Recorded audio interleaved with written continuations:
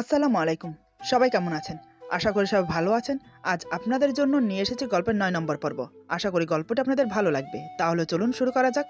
আরেকটু এখানে বসলে যে দুজনের মাঝে ঝগড়া শুরু হয়ে যাবে সেটা ভেবে এদিকে আমারও ভালো লাগছিল না, বিদায় উঠে দাঁড়ালাম। একটু পায়চারি করলে হয়তো ভালো লাগবে।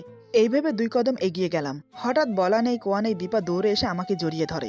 সে থরথর করে কাঁপছে আর বলছে, ভূত। আচমকা দৌড়ে এসে জড়িয়ে ধরাতে আমি কিছুটা ঘাবড়ে যাই। তার উপর ভূতের কথা শুনে আরো অবাক হই। মেয়েটা বলে কি এখানে ভূত আসবে কোত্থেকে? এদিকে দীপার অবস্থা খুবই খারাপ। সে যে ভীষণ ভয় পেয়েছে সেটা আমি অনুমান করতে পারছি। ভয়ে সে থরথর করে কাঁপছে আর আমাকে শক্ত করে জড়িয়ে ধরে রেখেছে, যার জন্য আমি নড়াচড়া করতে পারছি না। আমি এক হাত দিয়ে ওকে জড়িয়ে ধরে অন্য হাত দিয়ে ওর মাথায় হাত বুলিয়ে দিচ্ছি। ওকে স্বাভাবিক হওয়ার জন্য কিছুক্ষণ সময় দিলাম। আমি ওর মাথায় হাত বুলাতে বুলাতে বললাম, এই দীপা, তুমি ঠিক আছো তো? কি হয়েছে বলো? দীপা কাঁপা কাঁপা গলায় বলে, নিচে চলুন, এখানে ভূত আছে। আমি বললাম, কি বলছো তুমি? এখানে ভূত আছে? কে বলেছে তোমাকে? কই, আমি তো কখনো দেখিনি। দীপা বলে, আমি কি মিথ্যে বলছি? ওই দিকটা ছাদে সাদা কাপড় পরা ইয়া লম্বা ভূত। ওরে বাবা, আমি আর এখানে এক মুহূর্ত থাকবো না, চলুন নিচে যাই। আমি বললাম, তার আগে তোমার ভূতের সাথে সাক্ষাৎ করি।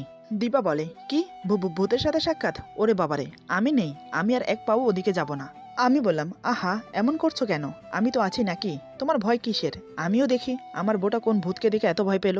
দীপা যেতে চাইছে না, আমাকে জড়িয়ে ধরে দাঁড়িয়ে আছে। আমি ওকে এক প্রকার বাধ্য করে নিয়ে গেলাম ওখানে। সেখানে গিয়েও সে আমাকে জড়িয়ে আছে। আমি বললাম, কোথায় তোমার ভূত? দেখাও। দীপা কিছুটা বিরক্ত হয়ে বলে, আপনি কি অন্ধ? ওই যে সামনের লাগোয়া ছাদে পায়চারি করছে, দেখতে পারছেন না? বাবা, জীবনে দেখিনি বা শুনিওনি ভূতও পায়চারি করে, এ প্রথম দেখলাম। আচ্ছা, একটা কথা বলুন তো, ভূত তো উড়ে উড়ে বেড়ায়, তাহলে এ কেন পায়ে হাঁটছে? দীপার কথা শুনে আমি হাসি চেপে রাখতে পারলাম না, হো হো করে হাসতে শুরু করলাম। দীপা অবাক হয়ে আমার দিকে তাকিয়ে আছে। কিছুক্ষণ এভাবে তাকিয়ে থেকে সে বলে, আপনি হাসছেন? ভূত তো আপনার চোখের সামনে। এরপরও ভাবছেন আমি মিথ্যে বলছি? এই দেখুন কি সুন্দর পায়চারি করছে। এক মিনিট, আচ্ছা, এমনটা নয় তো? আমি যেটা দেখছি সেটা আপনি দেখতে পাচ্ছেন না? আমি হাসি থামিয়ে বললাম, হাসবো না তো কি করব বলো? তুমি যা বলছো তাতে না হেসে থাকা যায়? তোমার মানুষ ভূত, সে তো পায়চারি করবেই, কারণ সে যে মানুষ। দীপা হতবাক হয়ে আমার দিকে তাকিয়ে বলে, কি মানুষ? ওইটা মানুষ, ভূত না তাহলে? আমি বললাম, তা নয় তো কি, দাঁড়াও ১ মিনিট, তোমার কাছে এখন সব ক্লিয়ার হয়ে যাবে। এই বলে আমি সামনের ছাদে থাকা ভূত না মানে লোকটাকে ডেকে বললাম, গফুর চাচা, তুমি এখনো ঘুমাওনি? আজও নিশ্চয়ই ঘুম আসছে না তোমার? আজ সন্ধ্যার পর কয়বার চা খেয়েছ? আমার কথা শুনে গফুর চাচা রেলিং এর কাছে এসে বলে, আর বলিস না রে বাবা, তোর চাচি আজ আমাকে ৩ বার চা খাইয়েছে। সে জানে চা বেশি খেলে আমার রাতে ঘুম আসে না। কিন্তু কে শুনে কার কথা? একবার সন্ধ্যার সময় খেলাম, তার কিছুক্ষণ পর মেহমান আসলো, মানে আমার বোন। তখন ওদের সাথে এক দফা খেলাম। ওরা চলে যাওয়ার পর আবার আসলো আমার শালার বউ, তখন ওদের সাথে আরেক দফা খেলাম। এমনি এমনি করে ৩ বার হয়ে গেল। তা তুমি এত রাতে কি করছো এখানে? নিশ্চয়ই আজ বন্ধুদের সাথে আড্ডা দেবে। তা তোমার বন্ধুরা কোথায়? হঠাৎ ওনার চোখ পড়লো আমাকে কেউ জড়িয়ে ধরে আছে। চোখের চশমা ঠিক করে তিনি আবার বলে, বাবা মহিন, ওটা কে যে তোমাকে জড়িয়ে ধরে আছে? দীপা এতক্ষণ আমাকে জড়িয়ে ধরেছিল। গফুর চাচার কথা শুনে সে তৎক্ষণাৎ আমাকে ছেড়ে দিয়ে দূরে গিয়ে দাঁড়ায়। সে লজ্জায় মাথা নিচু করে আছে। আমি ওর দিকে তাকিয়ে রইলাম। গফুর চাচার কথার কোনো উত্তর দিলাম না। তাই আবার বলে, কি রে, কথা বলছিস না কেন? মেয়েটি কে? আমি দীপার দিকে তাকিয়ে থেকেই বললাম, আমার স্ত্রী। আমার মুখে কথাটা শুনে দীপা অবাক হয়ে তাকিয়ে থাকে আমার দিকে।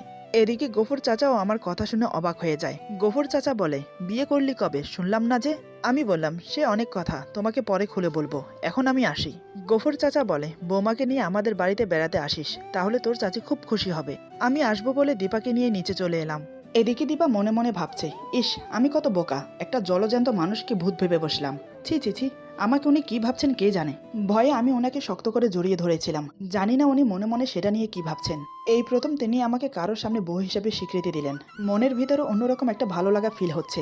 দীপাকে ভাবতে দেখে আমি বললাম, কি হলো, কি এত ভাবছো? দীপা বলে, কই কিছু না তো, রাত অনেক হয়েছে, আপনি বসুন, আমি খাবার নিয়ে আসছি। এই বলে দীপা চলে যাচ্ছিল। আমি ওর হাত ধরে টেনে নিজের বুকের সাথে জড়িয়ে নিলাম। দীপা ২ হাতে আমার বুকের শার্ট খামচে ধরে বলে, কি করছেন? আমি বললাম, কেন, তোমাকে আদর করছি। দীপা বলে, দেখুন, আপনার বোঝা উচিত আপনি এখন অসুস্থ। আমি বললাম, আমি অতটাও অসুস্থ না যে তোমাকে আদর করতে পারবো না। এই বলে ওর ঠোঁটে কিস করতে যাব, ঠিক তখনই সে আমার মুখ চেপে ধরে বলে, না, এখন না, এসব পরে হবে, আগে খাওয়া দাওয়া করে মেডিসিন খেয়ে নিন। আমি বললাম, পরে দেবে তো? দীপা বলে, দেব, তবে শুধু একটা কিস, এর থেকে বেশি কিছু না। আমি বললাম, না, আমার একটা কিসও হবে না, আমার সব চাই। দীপা বলে, কথায় আছে না, বেশি খেতে চাইলে অল্পের দেখাও পায় না। আমি মুখ ভার করে বললাম, ঠিক আছে, আমার কিচ্ছু লাগবে না, তোমাকে চুমুও দিতে হবে না। এই বলে ওকে ছেড়ে দিলাম। দীপা বুঝতে পারলো আমি অভিমান করেছি, তারপরও সে কিছু বলল না। আমার জন্য খাবার আনতে রান্নাঘরে চলে গেল। কিছুক্ষণ পর খাবার নিয়ে এসে বলে, হাঁ করুন, খাবারটা খেয়ে নিন। আমি বললাম, আমি খাবো না। দীপা বলে, দেখুন, সবসময় জিদ করা ভালো না। আপনার বোঝা উচিত আমি কেন আপনাকে বাধা দিচ্ছি। আপনি এখন দুর্বল, মাত্র হসপিটাল থেকে এসেছেন, 2-1 দিন রেস্ট নিন, তারপর না হয় যা মন চায় করবেন, আমি বাধা দেব না। এখন খাবারটা খেয়ে নিন। আমি কিছু না বলে চুপচাপ খেয়ে নিলাম। দীপা আমাকে মেডিসিন খাইয়ে শুইয়ে দিল। সে খাওয়া দাওয়া কমপ্লিট করে নিচে বিছানা করছে শোয়ার জন্য। এটা দেখে আমি একটু অবাক হলাম। ও নিচে ঘুমাচ্ছে কেন? আমি বললাম, এই তুমি নিচে ঘুমাচ্ছ কেন, উপরে ঘুমাবে না?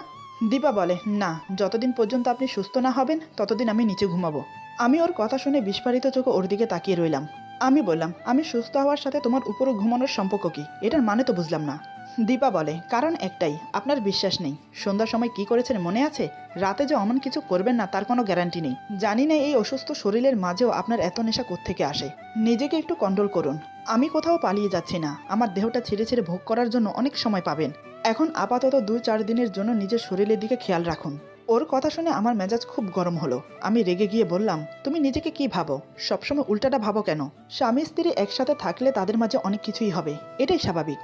তোমাকে আমি আদর করব, এটার জন্য নিশ্চয়ই কারো থেকে অনুমতি নিতে হবে না। আর সবসময় এটা বলো কেন আমি তোমাকে ছেড়ে ছেড়ে ভোগ করি?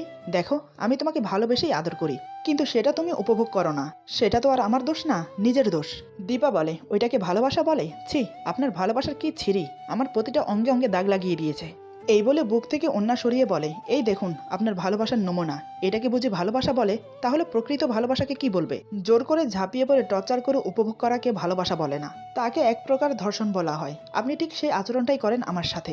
তাই আমার ভয় হয় যখন আপনি আপনার ভালোবাসা আমার উপর জাতাতে আসেন, কারণ আপনার ওইটা আমি সহ করতে পারি না। তার উপর শরীরের জায়গায় জায়গায় ভালোবাসা নামক এই টর্চার, সব মিলিয়ে তখন আমি মৃত্যু যন্ত্রণা ছটফট করি, কান্না করে কাকুতি মিনতি করে বারবার বলি, আমাকে ছেড়ে দিন। কিন্তু আপনি আমার কথা শুনবেন কেন? আমার কষ্ট তো আপনার চোখেই পড়ে না, আর পড়বেই বা কি করে? তখন তো আপনি হোশেই থাকেন না। ধুর, আমি কাকে কি বোঝাচ্ছি? এসব বোঝার মতো মন মানসিকতা আপনার নেই। এখন বলুন, আর কিছু লাগবে? যদি লাগে আমি এনে দিচ্ছি, বলুন। আমি অবাক হয়ে এক দৃষ্টিতে দীপার দিকে তাকিয়ে আছি। আসলে আমার চোখ ওর বুকের দিকে, অন্য কিছু দেখছি না। দেখছি আমার দেওয়া কামড় আর আঁচড়ের দাগ। ওর ফর্সা শরীরে কালো কালো দাগ হয়ে আছে। ও তো ভুল কিছু বলেনি। সত্যি আমি তখন জানোয়ার হয়ে যাই। আমাকে ধুম ধরে ওর দিকে তাকিয়ে থাকতে দেখে সে উঠে আসে। এসে আমাকে শুইয়ে দিয়ে চাদরটা গায়ের উপর টেনে দেয়। আমার মাথায় হাত বুলিয়ে কপালে আলতো করে একটা চুমো দেয়। আমি তখনও ওর দিকে তাকিয়ে আছি। দীপা আমার চোখে চোখ রেখে বলে, ক্ষমা করবেন আমাকে। আসলে আমি এসব বলতে চাই না। কেন যে বারবার আপনাকে কষ্ট দিয়ে ফেলি বুঝতে পারি না। প্লিজ রাগ করবেন না, ঘুমিয়ে পড়ুন। আমি কিছু না বলে ওর দিকে তাকিয়ে রইলাম। দীপা আবার আমার কপালে চুমো দেয়, তারপর 2 চোখে 2 গালে, এরপর ঠোঁটে কিস করে ঘুমোতে চলে যায়। ও যে আজ নিজে থেকে আমাকে এতগুলো আদর দিল, সেটা দেখেই আমি অবাক। কারণ আজ ওর ছোঁয়ায় ভালোবাসা ছিল। কিন্তু আমি একা ঘুমোবো কেন যখন আমার বউ সাথে আছে? বউ রেখে একা ঘুমানো যায় না, এটা সম্ভব না। তাই আমি বালিশ নিয়ে ওর বিছানায় গিয়ে ওর পাশে শুয়ে পড়লাম। আমাকে এসে ওর পাশে ঘুমোতে দেখে দীপা অবাক হয়ে চোখ বড় বড় করে আমার দিকে তাকিয়ে আছে। আমি ওর চোখের দিকে তাকিয়ে চোখ বন্ধ করে নেই। দীপা তখনও আমার দিকে একইভাবে তাকিয়ে আছে। একটু পর আমি আবার চোখ খুলে তাকাই, দেখে সে এখনো তাকিয়ে আছে। আমি বললাম, অমন করে কি দেখছো? আমি একা ঘুমোবো কেন? আমি তোমার সাথে ঘুমোবো। দীপা বলে, না, এখানে ঘুমোতে হবে না, আপনি উপরে যান। আমি বললাম, আমি যাব না। দীপা বলে, আরে বুঝতে পারছেন না কেন? মেঝেতে শুলে আপনার ঠান্ডা লেগে যাবে, তাই বলছি উপরে যান। আমি বললাম, তাহলে তুমি আসো। দীপা বলে, আমি কেন যাব? আমি বললাম, তাহলে আমিও যাব না। দীপা বলে, আপনি পাগলামো কেন করছেন? মেঝেতে ঘুমালে আপনার ঠান্ডা লেগে যাবে, শরীর ব্যথা করবে। জীবনে কোনোদিন মেঝেতে ঘুমিয়েছেন? আমি বললাম, না। দীপা বলে, তাই বলছি আপনি পারবেন না, আমার কথা শুনুন প্লিজ। আমি বললাম, তোমাকে ছাড়া আমার একা ঘুম আসবে না। এই বলে আমি ওকে জড়িয়ে ধরলাম। দীপা বুঝতে পারলো আমাকে না করলেও আমি শুনবো না। বাধ্য হয়ে সে বলে, ঠিক আছে, চলুন উপরে। আমি বললাম, তুমি না এলে আমি উপরে যাব না। দীপা একটু রাগিত সুরে বলে, আরে বাবা, আমি যাচ্ছি তো, চলুন। এই বলে দীপা আমাকে বিছানার উপর এনে শুইয়ে দিল। তারপর আমাকে ওর বুকে নিয়ে মাথায় হাত বুলিয়ে দিতে লাগলো। আমিও ওর বুকে মাথা রেখে ওর কোমর জড়িয়ে ধরে শুয়ে রইলাম। দীপা আমার মাথায় হাত বুলাতে বুলাতে বলে, আমি হাত বুলিয়ে দিচ্ছি মাথায়, ঘুমিয়ে পড়ুন। আমি বললাম, তুমি ঘুমাবে না? দীপা বলে, আগে আপনি ঘুমান, তারপর আমি ঘুমাবো। আমি বললাম, কেন? এমনটা কেন?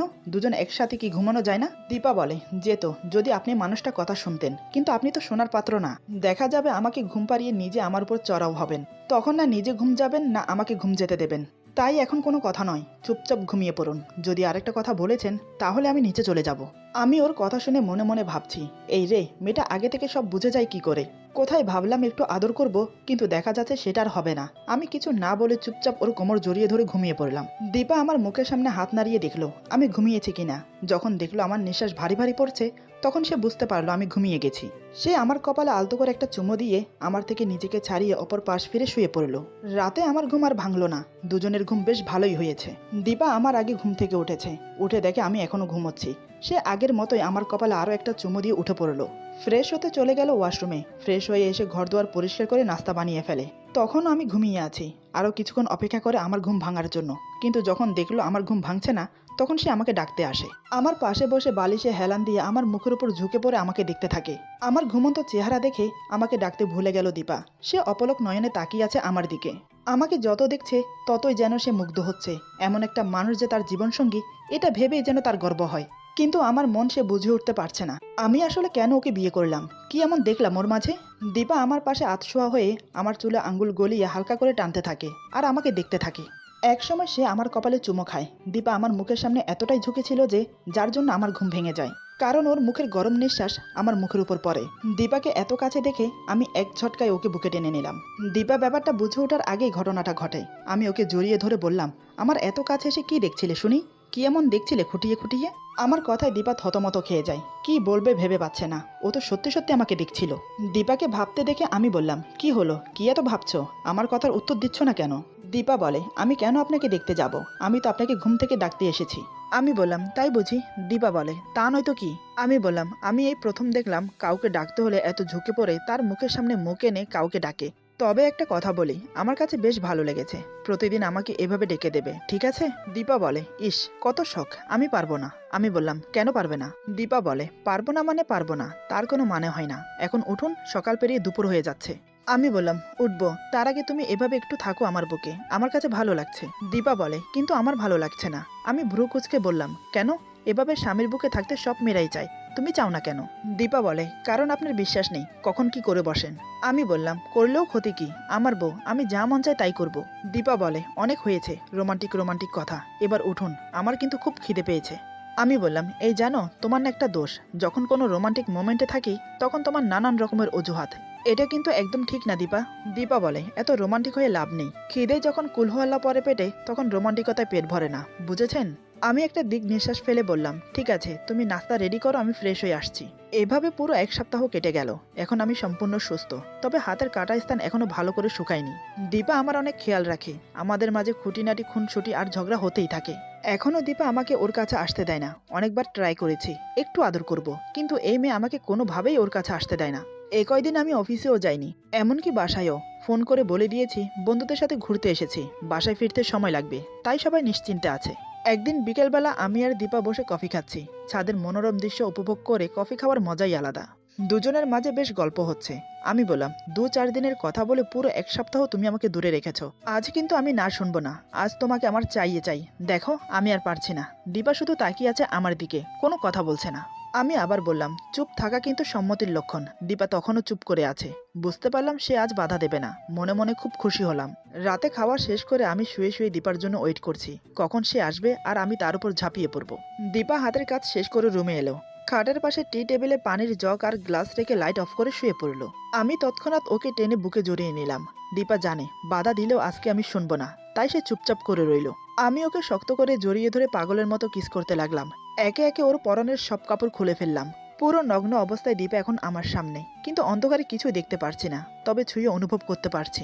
মনে মনে ভেবে নিয়েছি আজ দীপাকে এমন আদর করব যাতে সে নিজে থেকেই আমাকে কাছে টেনে নেয়। আমি ঠিক তাই করলাম। কিস করার সাথে সাথে দীপার প্রতিটা অঙ্গে অঙ্গে হাত বুলিয়ে আদর করতে লাগলাম। ওর ঘাড়ে ছোট ছোট করে কিস করে নাক ঘষতে লাগলাম। ওর বুকে 2 হাত দিয়ে চেপে ধরে বুকের মাঝখানে মুখ গুজে দিলাম। তাতে দীপা শিউরে ওঠে আমার চুল খামছে ধরল। দীপা আমার মাথাটা ওর বুকের সাথে চেপে ধরে কপালে চুমো খেলো। আমি ওর বুকে মুখ গুজে নাক আর ঠোঁট ঘষতে থাকি। এক হাতে ওর কোমর ধরে আরো কাছে টেনে নিলাম। ধীরে ধীরে আমি ওর নাভির কাছে এসে কিস করতে থাকি। এতেই দীপার পুরো শরীর কেঁপে উঠল। দীপা এখন খুব উত্তেজিত হয়ে আছে, তার মুখের গরম নিঃশ্বাস ঘন ঘন পড়ছে। আমি আর দেরি না করে সঙ্গমে লিপ্ত হলাম। দুজনে মেতে উঠলাম শারীরিক মিলনে। আজ দীপা নিজেকে ছাড়ানোর একটুও চেষ্টা করলো না, পরন্তু তার ভালোবাসার ছোঁয়া দিয়ে আমাকে ভরিয়ে দিতে লাগলো। আজ দুজন পরিতৃপ্তির ভালোবাসায় মেতে উঠেছি। একসময় দুজনেই ক্লান্ত হয়ে একে অপরের উপর এলিয়ে পড়লাম। আমি জোরে জোরে নিঃশ্বাস নিতে নিতে বললাম, দীপা, আজ তো আমি তোমার সাথে জানোয়ারের মতো ব্যবহার করিনি, তোমাকে তোমার মতো করে ভালোবেসেছি। নিশ্চয়ই তুমি আজ আমার ভালোবাসা উপভোগ করেছো। দীপা আমার বাহুতে মাথা রেখে আমাকে জড়িয়ে শুয়ে আছে। কোনো কথা বলছে না। ওর একটা আঙ্গুল আমার বুকে ঘোরাফেরা করছে। আমি দীপার মাথায় একটা চুমু দিয়ে বললাম, অনেক রাত হয়েছে লক্ষ্মীটি, চলো এবার ঘুমিয়ে পড়ি। তারপর আমি দীপাকে জড়িয়ে ধরে ঘুমিয়ে পড়ি। সারা রাত আমরা একে অপরকে জড়িয়ে ঘুমিয়েছিলাম। সকালে দীপার ঘুম ভাঙলো আমার আগে। সে দেখে আমার বুকে মাথা রেখে ঘুমিয়ে আছে। দীপা মাথা তুলে আমার মুখের দিকে তাকিয়ে মুচকি হাসে। এই হাসির মানে কি সে নিজেও জানে না। এভাবে আরও বেশ কিছুদিন কেটে যায়। আমার আর দীপার বেশ সুন্দর সময় কাটছে। তবে আমরা একে অপরকে এখনও বলিনি ভালোবাসার কথা। দীপার মনে একটাই ধারণা, আমি তাকে শুধু ইউজ করছি, সময় ফুরিয়ে গেলে ছুঁড়ে ফেলে দেব। এদিকে তার মন যে আমাকে ভালোবাসতে শুরু করেছে। সে জানে না ভবিষ্যতে কি হতে চলেছে। দোটানা মন নিয়ে কাটছে দিন ওর। এদিকে আমি নিজেও জানি না আমার কি চাই।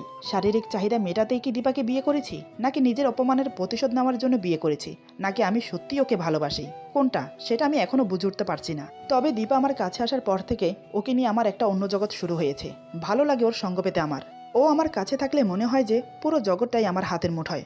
জানি না কোন এক অমুক টানে ওকে বাঁধতে মন চায়।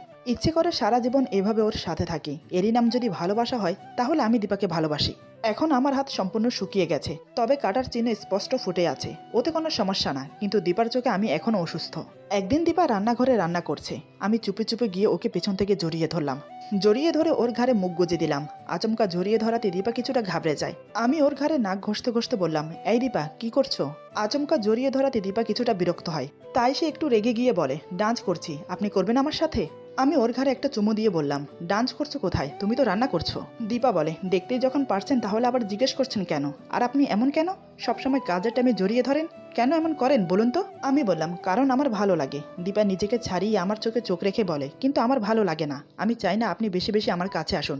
আমি চাই না আপনার আমার মাঝে এমন কোনো সম্পর্ক গড়ে উঠুক যে সম্পর্ক কখনো বাস্তবই হবে না। আমি চাই না আপনার প্রতি আমার কোনো মায়া জমুক, বা আমার প্রতি আপনার কোনো মায়া জমুক। তাই বলছি, আপনি আমার থেকে দূরে দূরে থাকুন, সেটাই বেটার হবে। এই বলে দীপা আবার রান্না করতে লাগলো। আমি হতবাক হয়ে ওর মুখের দিকে তাকিয়ে রইলাম। আজ হঠাৎ ও এমন করে বলছে কেন? কি এমন হলো যার জন্য এমন করছে? আমি বললাম, কি হয়েছে তোমার? এমন করে কথা বলছো কেন? আমি কি কোনো অন্যায় করেছি? দীপা বলে, আমার কিছু হয়নি, আমি ঠিক আছি। আমি বললাম, তাহলে এমন করে কথা বলছো কেন? দীপা বলে, যা সত্যি তাই বললাম। আমি বললাম, তুমি আমার স্ত্রী, এটা ভুলে যেও না। দীপা বলে, কিসের স্ত্রী? কাগজে কলমে বিয়ে করে লুকিয়ে রেখেছেন। যতদিন মন চাইবে ততদিন ইউজ করবেন, ভালো না লাগলে ছুঁড়ে ফেলে দেবেন। আচ্ছা, একটা কথা বলুন তো, আপনি কে? কি আপনার পরিচয়? আজ পর্যন্ত আমি এটাই জানতে পারলাম না। আপনি যে আমাকে নিজের বউ বলে দাবি করেন, আপনার সেই বউ আপনার সম্পর্কে কিছুই জানে না।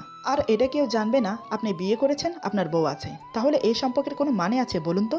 দীপা কথাগুলো রান্না করতে করতে বলছে। আমি হঠাৎ ওর দুহাত দেয়ালের সাথে চেপে ধরে বললাম, এই আমার দিকে তাকাও তো। দীপা নিচের দিকে তাকিয়ে আছে। আমি বললাম, কি হলো, আমার দিকে তাকাও। দীপা ছলছল নয়নে আমার দিকে তাকালো। ওর চোখের কোণে জল চকচক করছে। আমি বললাম, কি হয়েছে তোমার, আমাকে বলো। দীপা আমার চোখের দিকে তাকিয়ে বলে, কিছু না, আমি ঠিক আছি। আমি বললাম, কিছু ঠিক নেই তোমার, তোমার চোখ দুটো তাই বলে দিচ্ছে। ওই চোখে আমাকে হারানোর ভয় আমি দেখতে পাচ্ছি। তোমার কি মনে মনে ভয় হয় আমাকে হারানোর? দীপা বলে, আমি জানি না। আমি বললাম, কি জানো না তুমি, বলো তো? দীপা বলে, কিছু জানি না, কেন এমন হয়? আমি বললাম, আদর করে দেবো একটু, যাতে আমার লক্ষ্মীটার মন ভালো হয়ে যায়।